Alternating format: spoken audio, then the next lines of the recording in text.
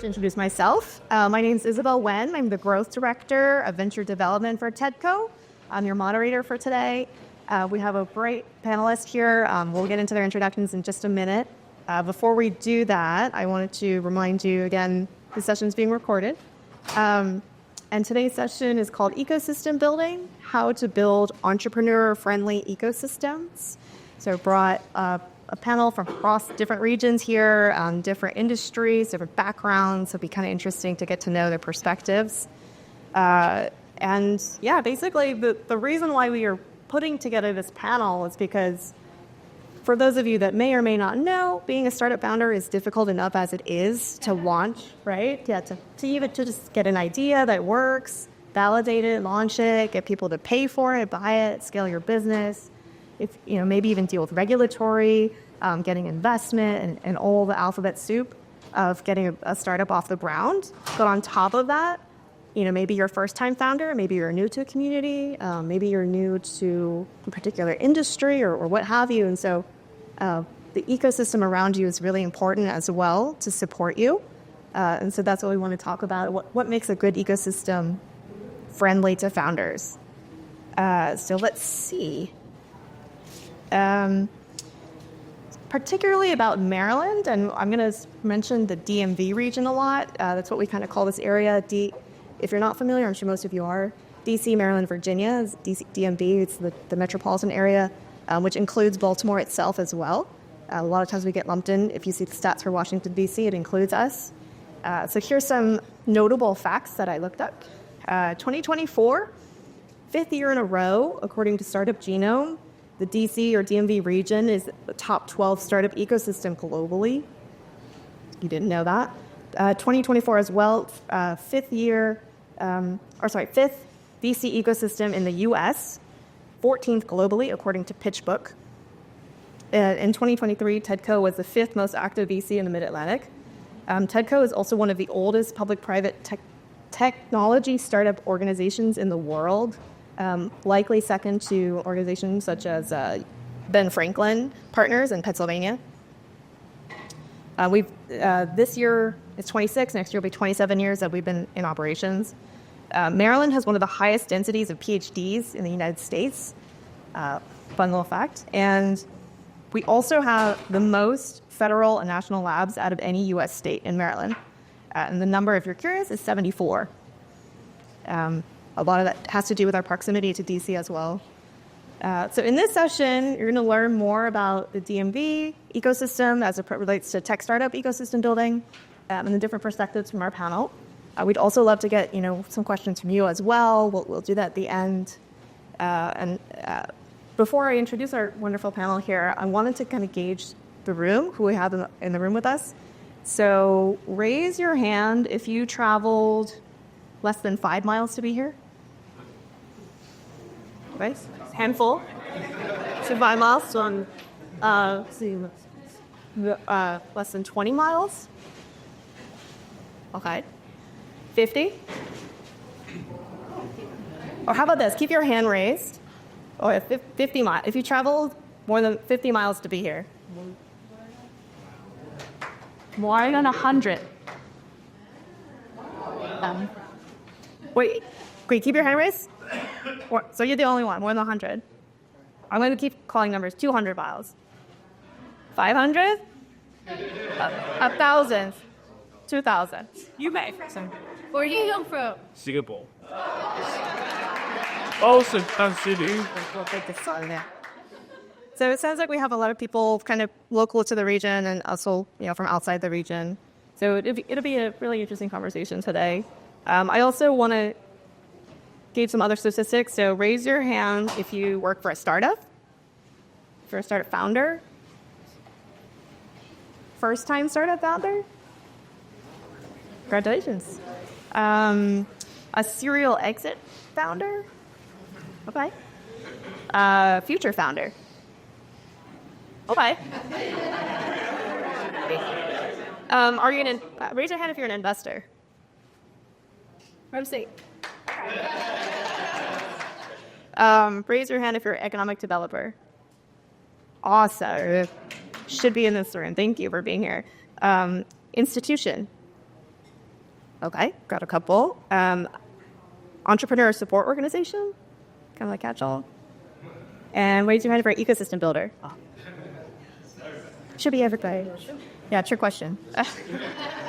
So, again, welcome. Thank you for being here. I'm going to intro the panelists now. So for panelists, if you want to go down and say your name, the geographies and communities that you identify with, and give us a little elevator pitch of your experience. It's how you got into ecosystem building.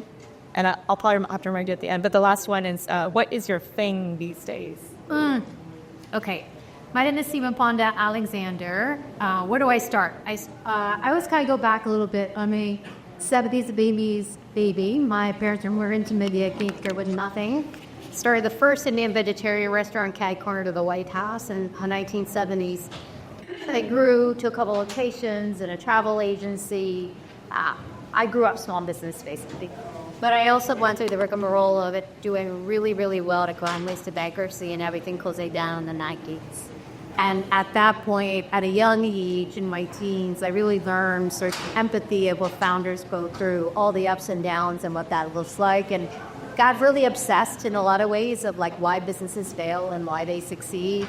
Took a little bit of a hiatus, wanted stability after college, spent about 17 years in New York City, 13 of which I was at Prudential Financial, but always with an entrepreneurial spin. One of the best projects I got to work on, we'll come back to the entrepreneurial side, I got to work on the repositioning of Prudential holistically, historically.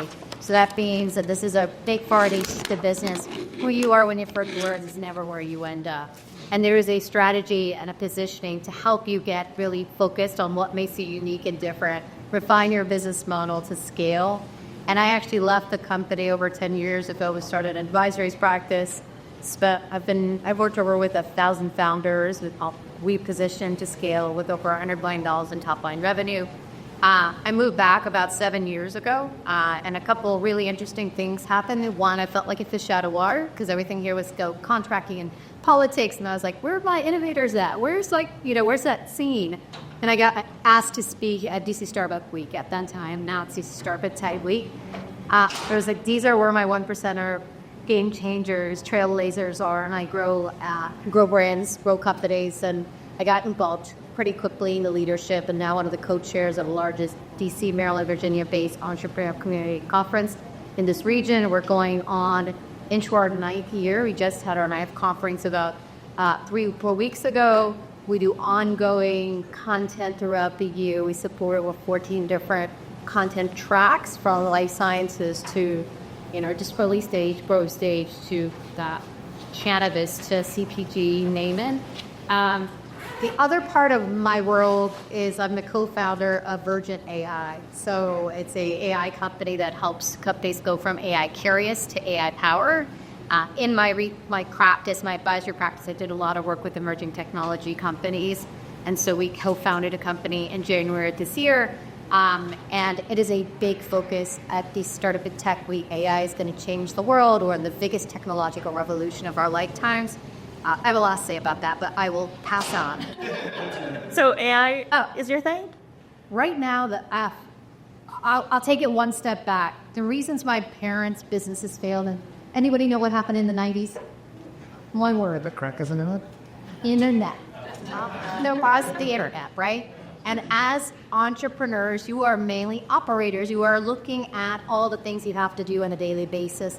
We are in the same cycle, so they weren't paying attention. Businesses changed and went from brick and mortar to digital to Google, SEO, search, ads. If you're operating in that space, you aren't paying attention. Guess what your competitors are? So this comes full circle for me. With AI, it is my thing. I believe there's a modern day business. Lots is changing very quickly. And so it is my thing. And I have a mom of 14-year-old and a 10-year-old, 15-year-old and a 10-year-old. So that mommy life is crazy. Hi, hello everybody. I'm Ernesto Chanona. It's really funny. I'm also an immigrant. And so I moved to Baltimore from Dubai in 2003. Did my undergrad here at Hopkins. Finished my degree here. Didn't have a dime to my name. Wanted to teach high school. Saved every last penny. So I moved to North Carolina where I did my PhD. And now I'm a recovering pharmacologist. spent about a decade at the bench in drug development at the National Cancer Institute before transferring to the one and only Maryland Department of Commerce. And thank you so much, everybody, from my former days at Commerce for being here today. I spent a couple of years part of the life sciences team at Commerce before transitioning to CSSi LifeSciences, where I head up business development and alliance management for its regulatory consultant sales. And it's a scary time for regulatory consultancies because I think we're soon to be extinct. Given that there's so many wonderful AI-driven solutions that are competing against what our subject matter experts do. And so it's a really interesting time for us. I have the pleasure of being appointed by Governor Westmore to head up the Commission on SPAC Affairs. Yeah. So, part of my extracurriculars, and I teach at Hopkins as well, pharmaceutical strategy and at the business school. It's an absolute pleasure to be part of the ecosystem here in Baltimore. I live a mile away from here, so I can't complain about my commutes. I live big town. Please come visit. There's like about 1 billion breweries. Yes. And so no shortage of good times. And so and my current thing is, as I'm thinking about these companies, especially technical, professional service providers, and the struggles that they've gone through in the last 2 years, where there's been no investment into the startups, and there's plenty of reasons why. And so the service industry has really suffered. There's been lots of layoffs in our industry because without the investors into the startups can't pay the services, and so the services are on top. And so one thing that AI may not be able to substitute quite yet is business development and really understanding how to do business-to-business partnerships and how to sell services to other businesses. And what I've seen is that a lot of technical service providers know how to do that very well. And so the American Business Development Corporation is a project that I'm in the process of filing with a couple of friends that is really aimed at teaching these companies how to fish and how to do business development efficiently, because at least for now, AI is not going to take over the human-to-human relationship that's necessary to do business efficiently. And so many companies have gone out of business because they just had not found an efficient way of keeping that pipeline of clients active and healthy in this incredibly complex world. And really, how to use AI tools to support business development, of course. I mean, so that's a little bit about what I'm doing. It's a pleasure to be here. Thank you. Thanks, Ernesto. Hi, everyone. My name is Robbin Lee. I'm the Director of Partnerships and Mobilization for UpSurge Baltimore. We call ourselves the tech ecosystem builder for the Baltimore Tech Hub, which includes Baltimore City and the 6 surrounding counties. I have to give a quick shout out for my beginnings to UBC and the Career Center. Christine, actually in the back corner, literally was the person who helped feed Baltimore by getting my first job here at Maryland Art Place. So I'm getting a little bit of a spoiler. I come from an arts background. My history is an arts history. And it's so funny that when I was talking out to UpSurge about this role, I was like, I'm not a tech person. I don't understand why you're trying to recruit me to this client. And I realized how much of talking about business development, human-to-human connection, that the people skills are as much needed in the tech world as the tech skills, right? So shout out to UBC. I grew up a native Marylander, so I'm happy to continue to serve my state. And my background, very idiosyncratic, but I led a lot of large-scale events. I think in 1 year, at some point in my career, I did 300 events in 9 months. And it's a recipe for burnout, not our pain. It was in D.C., by the way. So I'm D.C. And so I think a lot of that, and also came from my entrepreneurial background. I grew up in an immigrant family. Parents own a Chinese restaurant in Montgomery County. I grew up working at it, and I recognize now, looking back, that that's really the seed of the entrepreneurial spirit. And so I'm privileged to be able to bring that into our role, my role now at UpSurge. And again, it's under partnerships and mobilization. And I think mobilization is the part that most people probably are like, never heard of that in a title. What does that mean? And for me, I think in the first phase of UpSurge, we were all trying to figure out, like, what does the tech ecosystem need? And through that, did a lot of the connecting in years 1 through 3. UpSurge is a very young organization. But now that we're a more connected ecosystem, what do we do together, right? And so that's what mobilization means to me in my role. I currently have the privilege of stewarding our regional innovation cluster, which is powered by the SBA in partnership with TEDCO. And that means you're coordinating a coalition of currently 18 ESOs, which is really powerful.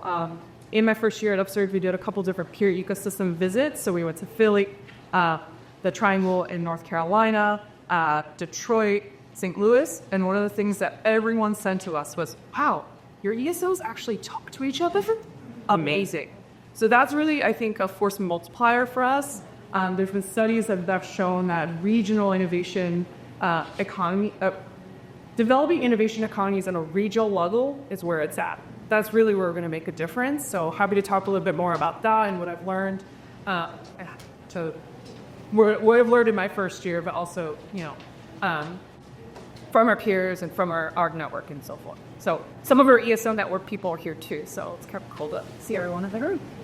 An ESO, for those who don't know, Entrepreneur Support Organization. We'll probably say that a lot because it's a mouthful. And what's your thing? My thing. I guess I'm going to call out and say my thing is ecosystem building.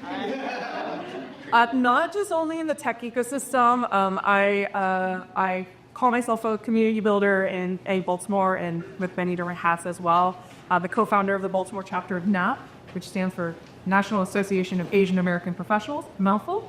And I have a lot of different hats that all center around community building, which I think I bring into the role at UpSurge, which I think is really important. I always say that the greatest innovations don't happen when a technologist is talking to a technologist. It happens when a barber is talking to a software developer, or when an artist is talking to a cybersecurity officer or something like that. And so the more we can create those community collaborations is really where we're going to advance innovation. So, here's it on. I have Michael Binko. First name Michael, but nobody ever calls me that, so I just started with Binko. But I'm a serial entrepreneur, active investor, both at the angel level and with STRT1UP Ventures, also kind of the early stage equity. As you can see, and I'm going to preserve a little bit of my background for the first question. Isabel has a lot of great questions to seek to guide this dialogue, but as you see from my facial hair, I've been around the sun a few more times than most folks in the room. But I kind of stumbled into entrepreneurship, not realizing it was something that my family on both sides did. Family of immigrants that were farmer industrialists out the Midwest. And then here in Baltimore, we're kind of the small business, your local lifestyle business, the baker, the banker, the camera shop. Though I observed it, but was never taught it. And it wasn't something that the family encouraged to go after. And until I graduated college and worked with an entrepreneur in tech, which became my jam, I was very early in college, I didn't realize that could be a career path. So as I wore every hat that entrepreneur would let me, and that company was PSINet. I don't know who's around here long enough to know the presence that it had here with the Ravens. I was fortunate enough to kind of stir up that deal with the Modell family. I get the name on the stadium and then put a data center in the stadium, because our dark fiber from Manhattan ran right through the CSX rail line, 50 meters from the stadium, and we put a data center in there, and it made feeds from Wall Street or London, and proved that the internet at the time was going to change the way financial services transact. So good to invent the internet. Albert takes all the play for that. Howdy, just so you say, what do you do? Right behind him, Epic. So that was fun. And as I started to look out on my own career path to map, I started to realize, we were at PSINet in Northern Virginia. AOL was like a half mile away. They were doing consumer internet, we were doing business internet. And there was John Sismore on the team at UUNet, and Doug over here at Digex, and Chris McCleary at US Air Network in Annapolis. Like, DMV was the internet hub in the 90s, okay? DARPANet, the DoD network, in case, bad things happen. They realized, maybe we don't need that. They were on the next version. So commercializing that is what Bill Schrader at PSINet was to. And he started with academia and federal labs and research institutions. And he then had the epiphany that businesses might get value out of this as well. So it was a struggle for him. He actually brought PSINet here from New York because he needed to be near DC to keep the regulators out of the internet. He and this coalition of internet companies, they competed day in and day out, cats and dogs, but they got together around their policy and advocacy for this technology that was being commercialized. So that was the first foray into it. I left PSINet. We started an accelerator in Reston, Virginia called Launch Fuel. And it was basically what we now know as ESO is like this resource, this investor, this talent needs to be brought to bear at ventures at the right time and at the right progress. So I'll kind of pause there. I then went on to kind of help start a national group called Start America and ran Start Maryland. We tried to do Start at DMV, but I hate to say it, but politics kind of didn't allow that to happen at the time. I think we're in a much better position with the DMV, and I call it DMV Plus, actually leaning in on each other more than it ever has. And we'll talk a little bit about how these folks have made that happen and how you could get involved and make it work for yourself if you have a venture that you're bringing to market, or if you've got a skill set or some ideas or some innovations that you're not quite sure where that next resource is coming from. Hang tight. We're going to talk a lot about how to navigate to that. Thank you. And we've got a full room. Please make yourselves seated if you want. There's still some seats up front. Again, the session's being recorded, so don't worry about that. We've got a lot to get through. It is 10:08. I think we've got another 30 minutes or so. Before we get into discussion with the panelists, is there just like one super burning question that somebody has that we can incorporate into that? Sounds like everyone's kind of here to sounds good. So it sounds like most of us are from the DMV. So, but maybe we could still talk about a high level, because in our discussion before the panel today, it was interesting to know that like all the different people who've been in the DMV, either a long time like you, Binko, or more recently, Seema 8 years, and then Ernesto also about 8 years, and Robbin, tech startup ecosystem. I mean, you've been in Baltimore your whole life, but tech startup ecosystem past year or so, that everyone kind of has a different perspective of what the ecosystem is and experience. So there's a little bit of inconsistency. So I would love to hear a little bit about, like, if we do a brief history, maybe like 2 minutes, if that's possible. I don't know if it's possible. I can give a more perspective on this. Sorry, just because. So I grew up here, as I told you, but I was gone to New York for 17 years, right? And so when I moved back to probably 8 years at this point, it was when HQ2 was supposed to be a Atlantic city, right? And I used to live in Williamsburg, Brooklyn, so it was like right there. Lots of commotion around that. And all of a sudden, Northern Virginia got big, right? And when we moved back, I was just kind of doing my own research, and I was like, wow, Maryland, DC, Virginia has changed so much over the last 17 years. And I realized, like, Maryland was starting to get to be known for life sciences, right? For quantum with everything that's occurring, right? Virginia with the Amazon sort of being catalyst. I mean, they've always had EdTech and different like data and technology companies in their sector, but it just kept getting stronger and stronger and stronger. And DC's kind of been like a plethora, but I also was in the Web3 and smart cities and obviously the AI. And I think per capita, we actually have the most AI developers now in the DMV area that's any other part of the country. It's crazy. So it was really exciting to see the progress and sort of the focuses both from the university, from startup foundation folks, the startup folks, and sort of what is actually occurred in this region. And for us at DC Startup Tech, like our goal is to make sure that the DMV is known as a major global innovation hub in the region. And so we're one of the biggest opportunities I think we have is we don't tell our story really well.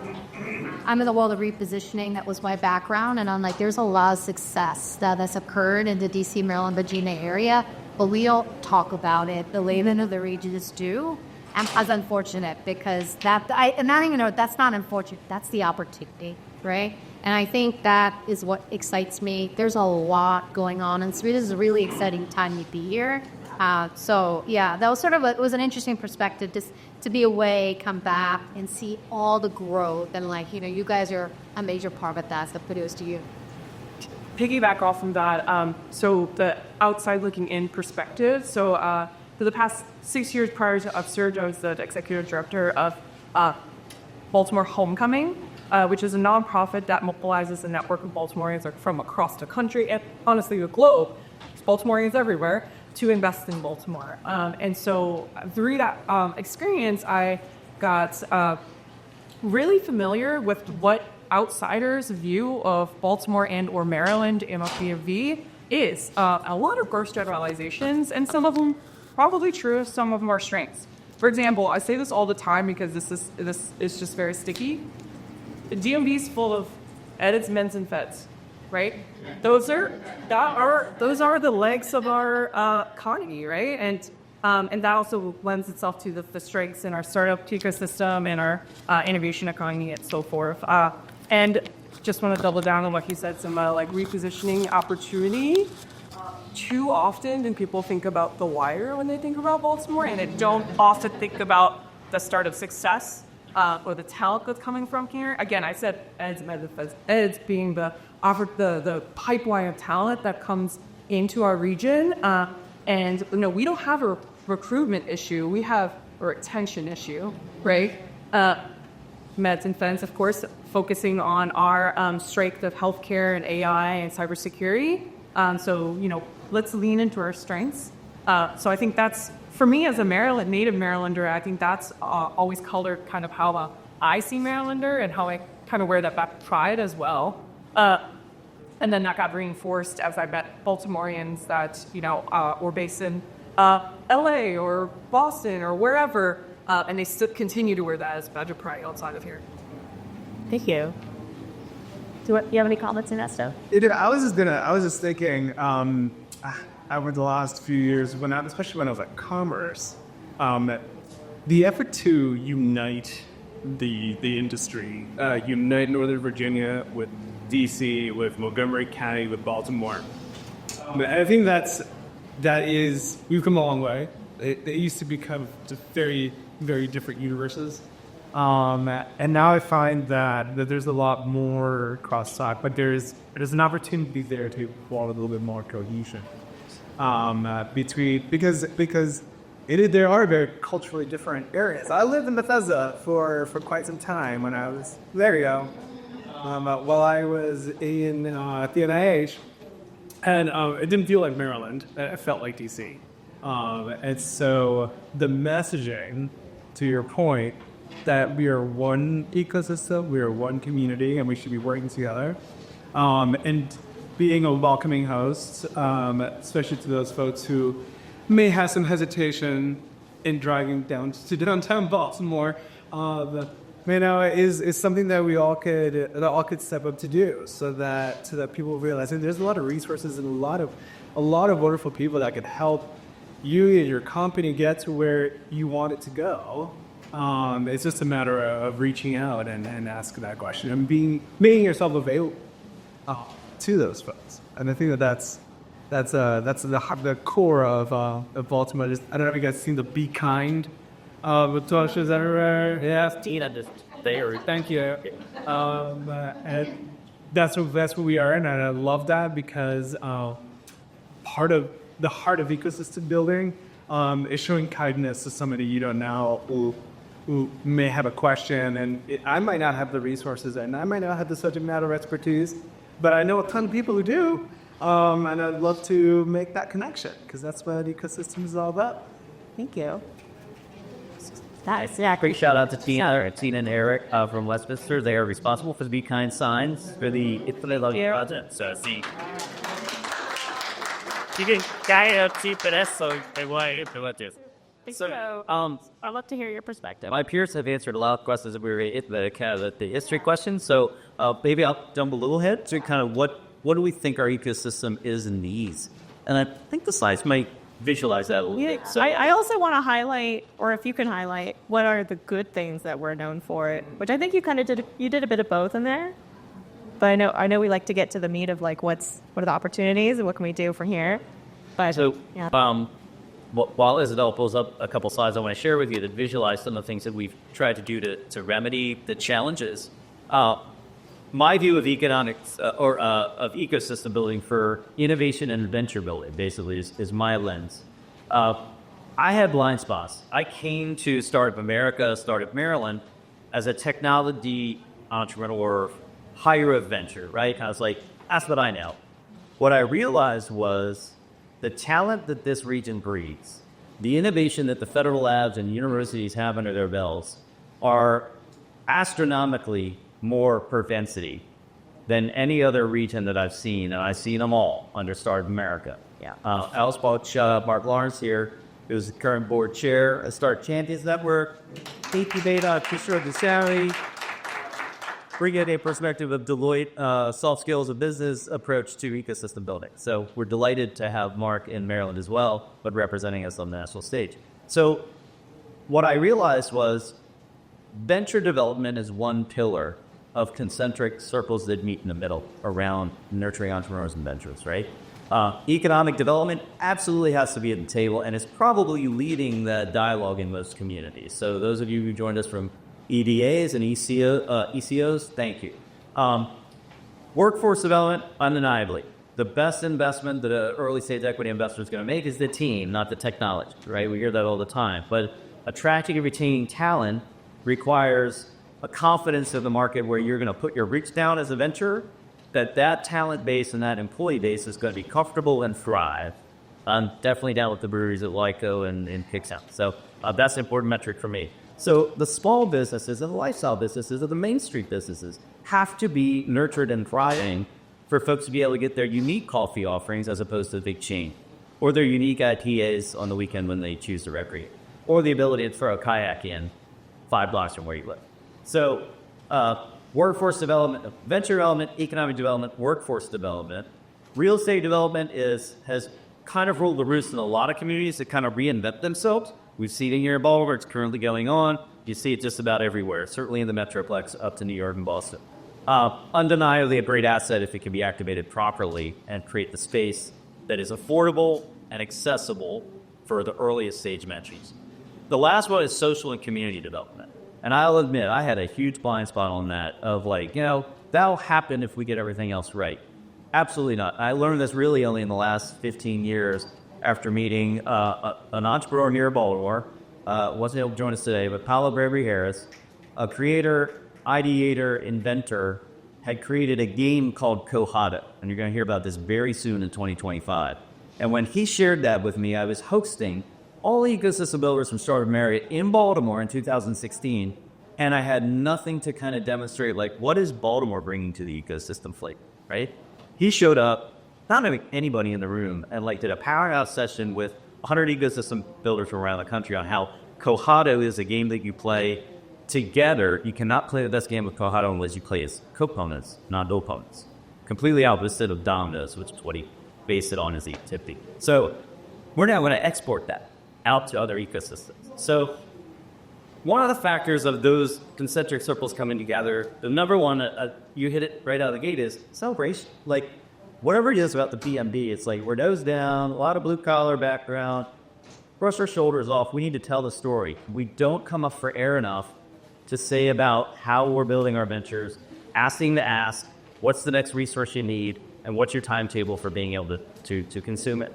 So for us to start at Maryland, and anybody in the room know Julie Lentzer, one of those badass entrepreneur founders in the world. She was my co-founder of Startup Maryland. We were the two that had the ability to kind of lean in on it together. But we actually had an organizing board from Virginia, Maryland, D.C., Pennsylvania, and also the Carolinas. So it was really DMV plus. What we realized was we did town hall meetings around the region. And we said, only entrepreneurs in the room. When does that ever happen, right? So by entrepreneurs for entrepreneurs was serious business for us. We kind of allowed folks to kind of introduce topics, and then we're like, okay, it's just entrepreneurs. Bribe about what's not working. Tell us what is working that we can amplify, and what do you think you need to get for it? So 4 of 30 things that went up on the board, 4 things stuck. You need to celebrate us. We hear about Silicon Valley, we hear about Austin, Silicon Alley in New York, but, you know, all the great ecosystems. What about us? Okay, hang tight. The next was we want to learn from our peers. By entrepreneurs for entrepreneurs. Why isn't Kevin Plank talking about create a brand and attract and retain talent around a culture? We made that happen. Why isn't Vince Toller talking about how to exit your business close to $1 billion to PayPal? We made that happen. So that conversation of coaching by other entrepreneurs was a missing link. The last 2 were curation and capital. And we knew until we had a density of entrepreneurs celebrating themselves and coaching each other, we wouldn't be necessarily the most attractive market for fundability. And often the coaching has to happen with the team, the individuals, soft skills, and business acumen. The curation is the venture.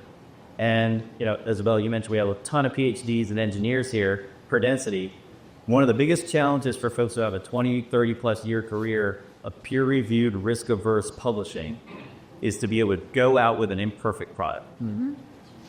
Learning that skill set and then realizing that you and your research might not be your venture, and an investor is going to invest in that venture is a mindset that we had changed. So the good news is UpSurge having regular meetings on a Tuesday night. We're Tech Tuesday. Absolutely groundbreaking. DC's innovation startup and Tech Week, new brand, sorry to get that phrase, is like a convening. Techco Expo coming back after 10 years. I mean, I was 5 years, the Phil's 10 years. This is our 10th year, yeah. So necessary for us to kind of convene around these dialogues. And there's more to come. So a little bit of what the ecosystem is. We won't need here, you know, hundreds of champions of you as entrepreneurs or ecosystem builders.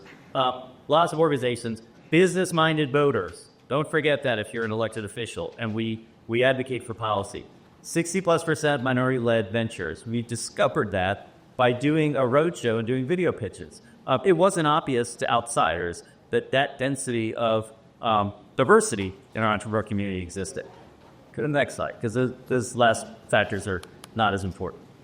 Getting out into the community and celebrating was our number 1 focus for Startup Maryland. We decided to do a roadshow with an old RV that we ripped the back room out of it, plus video studio in it. Who has seen the bus or been on the bus and pitched on the bus? Oh. So we are now celebrating 12 years, but with COVID, we kind of say 10, 11. But the idea behind this, and you go to the next slide, is that entrepreneur activities happening with ecosystem developers, economic developers, universities, incubators, accelerators, even the real estate folks, opening up their doors. Giving the entrepreneurs and future entrepreneurs, this is Omar and Natasha's Icon Conference at Morgan State, future entrepreneurs in the room here. Giving them a chance to pitch their idea, and even if it's not perfect, we'll edit that video down for you, get it to the next slide, and we'll put it up on YouTube.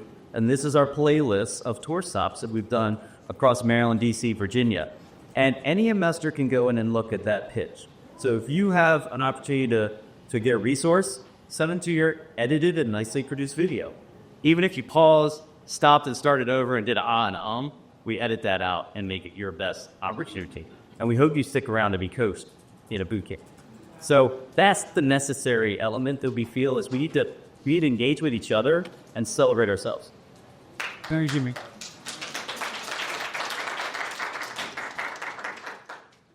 Not quite there yet, but I'll go back to the first slide for anyone who's curious about panelists again. Thank you to Mika. That's been really enlightening. I think I also want to mention, the title of today, bring it back to what is specifically founder-friendly or entrepreneur-friendly in our ecosystem before we get into Q&A. We've mentioned a welcoming atmosphere, I think, and you'll see that today. I mean, many of you are already from the region, so I think you're familiar with a bit of that hospitality. Let's see, what else do we want to highlight that makes the DMV region tech startup ecosystem particularly friendly for founders in your experiences?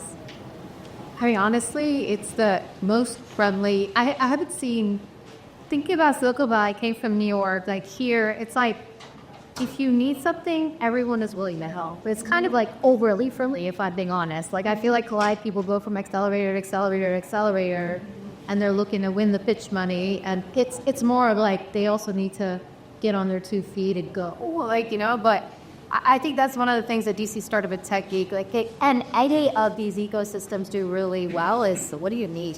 Like, it's always the question. Like, it is one, if you're starting a startup, it's one of the most friendly areas in the country. And it's just feedback from everybody. So I don't know how much time we want to spend on that question. I just think it's like I think like 30 seconds or less. But is there anything else? I think to add to that, I might also say, like, you know, we're very good at starting new startups from like the beginning, right? We're very good at that. Yeah. I'll add 2 things to double down on the first is something Mike Binko said. The DMV is probably one of the highest densities of immigrants and also small businesses, right? And there has been studies have shown that the second generation or generations of that follow small business owners are more likely to start their own business, right? And so again, that retention challenge, right? How do we nurture more of that in our own ecosystems already?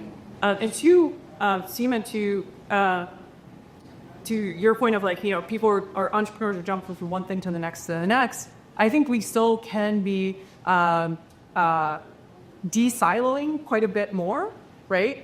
So that these, for us, like we think about how do we create more visibility on who the entrepreneurs are, so to enable more supporters to support them in the right ways. And so we could talk a little bit more about how UpSurge is doing that, but that's something that I just wanted to comment on, that I do think like we're overly friendly, but like sometimes it's not the best, most efficient way to do it. And so like, how do we make more efficient ways how do we build an ecosystem that is efficient for entrepreneurs? As clunky as the ecosystem would be, you know, I spend Thanksgiving week visiting family in Spain every year, and it's been pretty dramatic. If you just look at just us versus what our friends are doing kind of internationally, does anybody know what folks want to do when they grow? Like, if you ask a teenager in Spain what they want to do when they grow up, like the number one answer is influencer.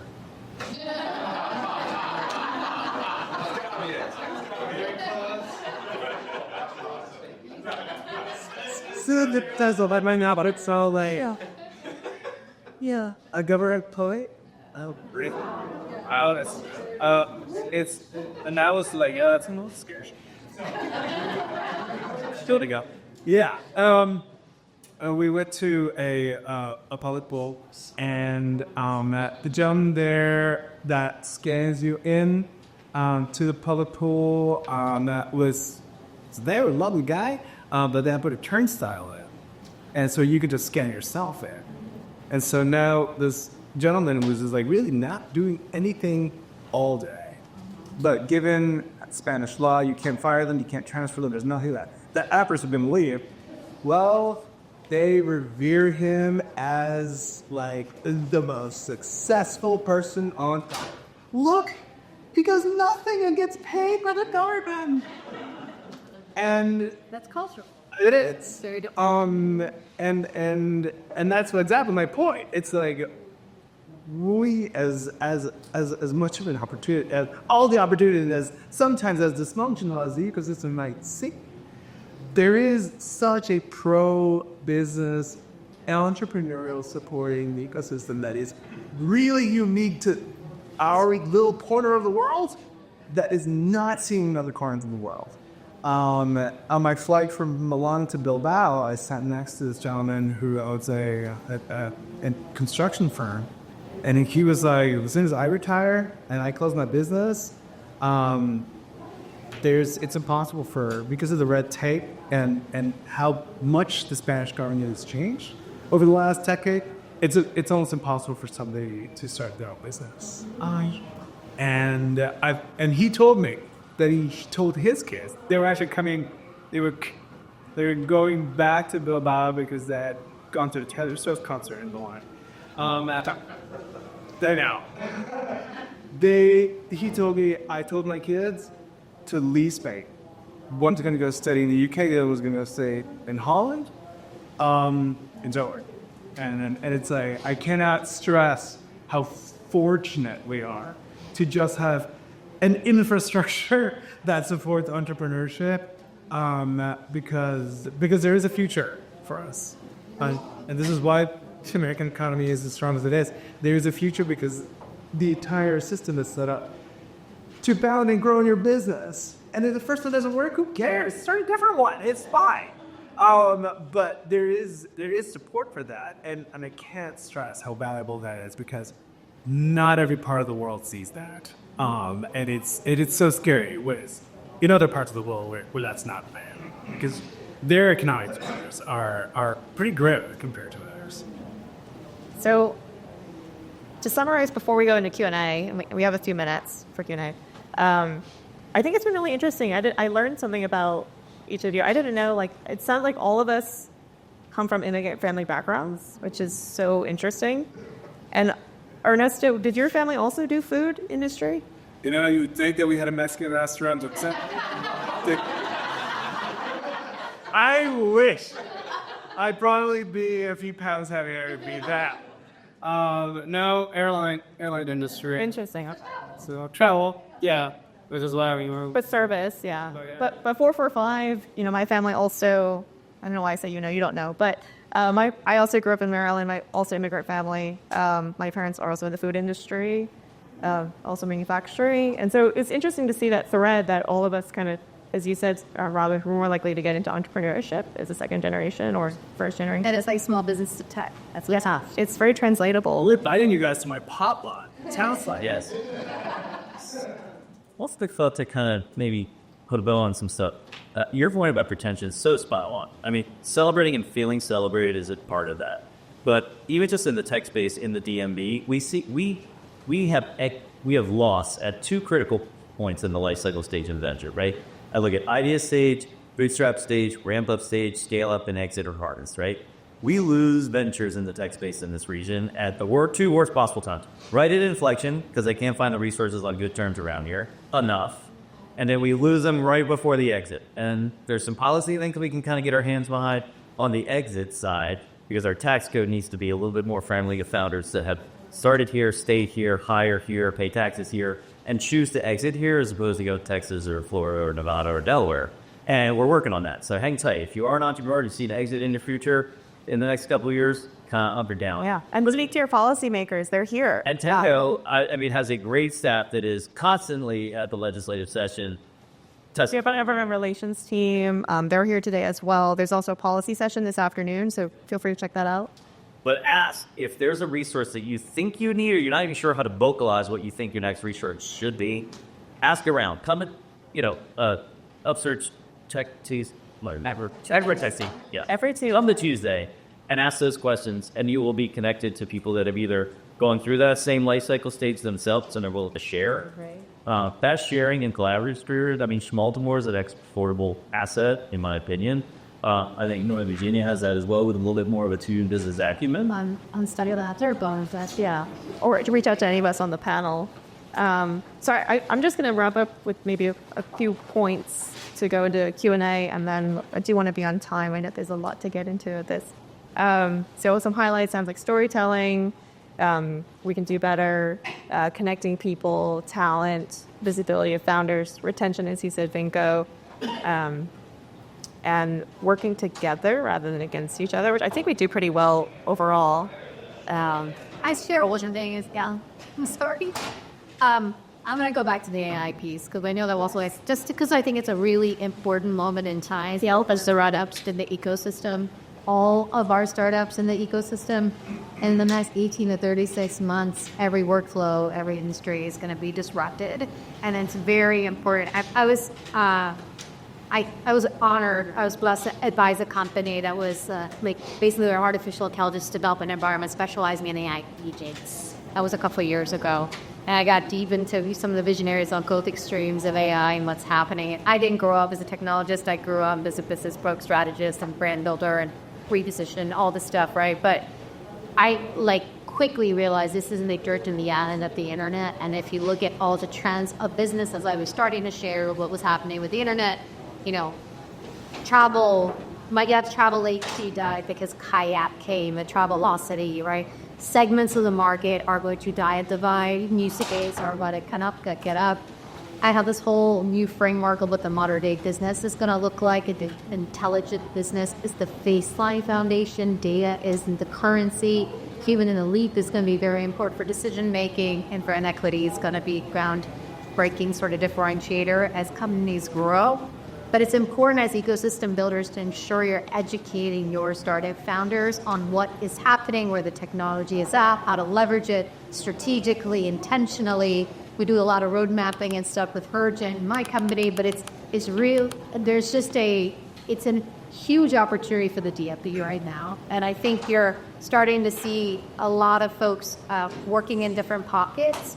But if it's not on the agenda consistently, we're doing a disservice to our startup founders. And I think it's really important. The last thing I'll say, when I go to Techstar on the screen, on-screen amenities, but Techstars and other accelerators stuff, but 8 out of 10 businesses now, and they come through the process, have an AI framework first, right? And that's just really important for you guys to understand, because companies will be left behind if they're not thinking about this stuff very strategically, and they're using it foundational education and stuff. So based on that. And Seema is also, a quick plug, one of our network advisors at TEDCO. So she's a volunteer expert, provides her time for free to startup founders. So please, connect with us, reach out if you're interested, or if you know founders that may need that resource. We have a lot of network advisors. There's over 100 that volunteer their time. So we're happy to connect. With that, let's get into Q&A. We have a few minutes, maybe for 1 or 2 questions. I think I saw your hand up first. Sure. So I wanted to riff on something Ernesto said. With a second or another anecdote to the ecosystem and our resources available compared to Europe. I was also just in Milan, and I found out through our Department of Commerce who the people were to contact in their hub area. That's what they call it on paper, the hubs. I said, hey, since I do a lot of work at the Department of Commerce, I wanted to pitch some of them on Global Gateway Program, which if you're not familiar with is a program with the Department of Commerce to bring people from overseas to establish themselves in Maryland to just kind of test the waters and figure out what the go-to-market strategy might be. Free money, free incubation space, free all kinds of stuff. I gave them more than a month's notice, and they were like, yeah, we'll think about it. I was like, I'm going to pitch free money. You have to get yourself here, and just want to let you know it's available. And they couldn't make a meeting happen with more than a month of notice. So the question is, what are we doing right here that's not just cultural? That how many phone calls would it take if someone from Europe were to have that conversation in Maryland or Baltimore, say, I'd like to pitch free money in Spain or Italy or whatever. How long would it take to get a meeting? How many calls would that take? And how many people would show up? Whereas the answer to going to Italy was 0, 0, and 0. Well, no, but many phone calls, many emails, and nothing happened. So what are we doing right as an ecosystem is the question. Well, I think one thing is that we're speaking to government. We're informing government. I cannot stress the importance of being part of commission. And if we could just get more entrepreneurs and encourage entrepreneurs to join commissions, you would think that the Governor's Office of Community Initiatives would be pretty relevant to the entrepreneurial community in the tech world, but it's actually not.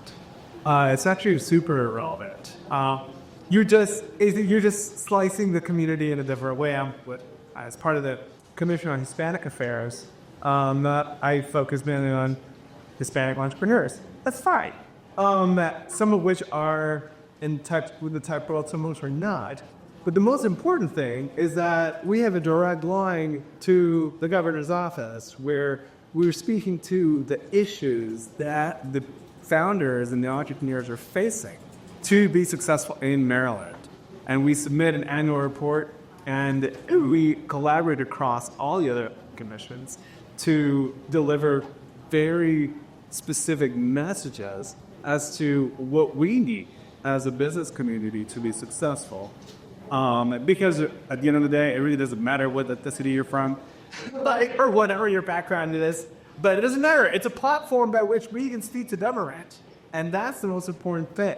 and the government's informed so that policy and initiatives align with it and support the gaps that need to be filled for us to be successful. And I think that's, to your point, I think that's a huge difference, and government listens because they get so much pressure from everyone in the business community to do so. So, and there's a zillion commissions, and so encourage entrepreneurs to join one.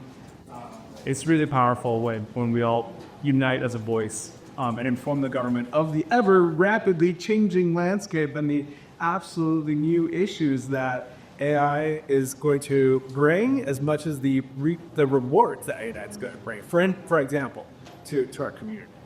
Yeah, I just want to underscore that importance of entrepreneurs here feel seen and heard and can make a difference that can impact the business landscape regionally, nationally, and on. And two, one of I think the commenting on the international difference, I think it's hard to argue that the U.S. is the most diverse country in the world, right? And that's our national security advantage, right? When we are creating innovations and technologies with a diverse group of technologists or innovators, those innovations are going to be much more on the frontier than other countries that are just tend to be more homogenous, right? And so at UpSurge, we lean into the mission of Equitech, where we're creating a culture of belonging for all in tech, because that is literally our national advantage, and we need to lean into that. So I think that's a really key difference between our country and many other countries. And so we have to continue to build our ecosystems in that way, and that's very unique to the DMV as well, that we have that type of culture to elicit that. If you'll cede us a minute more of your time, I know we're probably over already. So we have minutes, but we can go on. One point there, one thing that we're really good at, right? We've talked about OBD and what challenges exist, but to answer this question, Maryland has a scorecard for our elected officials. CJ Gibbons in the back. So the Maryland Tech Council convened tech councils that were across the state, merged into kind of that one governing body with chapters. Jim leads up Chesapeake, there's Baltimore along, Prince George's County. That scorecard really puts elected officials on notice that we're monitoring their votes for our policies and advocacies that we lobbied for. Some of us can't lobby, but we have lots of great people that can. TEDCO has amplified that scorecard. Department of Commerce as well, with the Tech Council, manufacturing, MEP, every industry is represented. And I think we see the landscape shift in Maryland as far as elected officials being in tune with entrepreneurship and innovation. And I think Maryland and Virginia and DC have really realized that that is the future of our American spirit, right?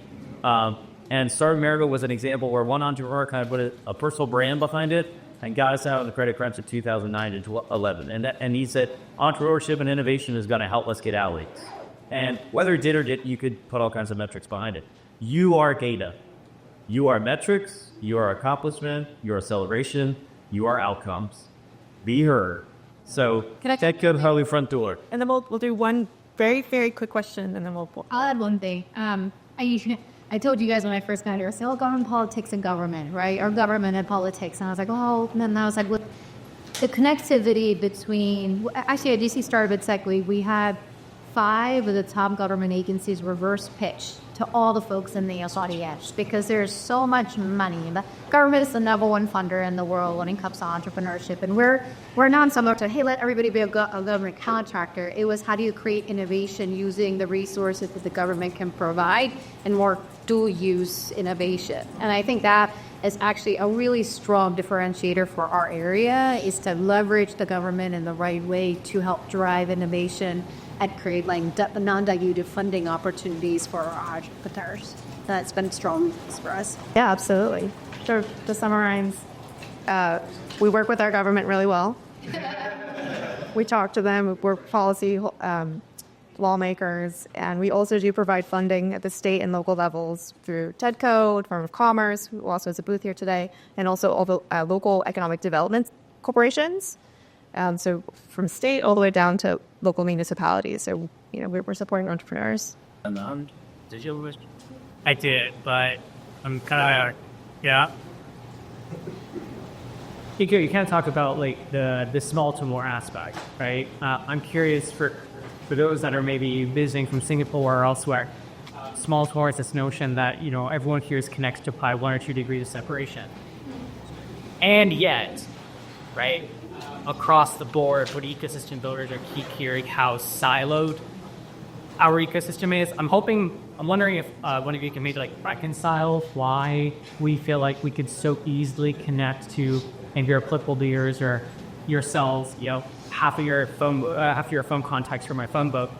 And yet, why is it that we still feel there's sense of disconnection when huge exits are happening down the street, we're not hearing about it? Or when new ideas are coming out, yet our kids are looking beyond Maryland or beyond Baltimore for opportunities. Can you speak a little bit about that? There's a lot of noise, a lot of good stuff happening, but there's a lot of clutter that distracts. I mean, welcome to the modern world, right? Advent of the internet, social media it is challenging to let people know that good stuff is happening. So any ideas around that, that's a great... Which one organization is not responsible for, right? And I think it comes down to accountability at the end of the day. There's a lot of beautiful things happening in this area, but it's like everyone's focused on their goals, right? And so it's hard if someone's not paying for it, if I'm being honest, or someone's like, it's not their core focus. That's a huge opportunity. And I do feel like there's less silos. I think there's been a lot more conversations. I'm excited also. I see where you're coming from because there are things happening. There's been a lot of progress since I've seen in the last 8 years, hands down.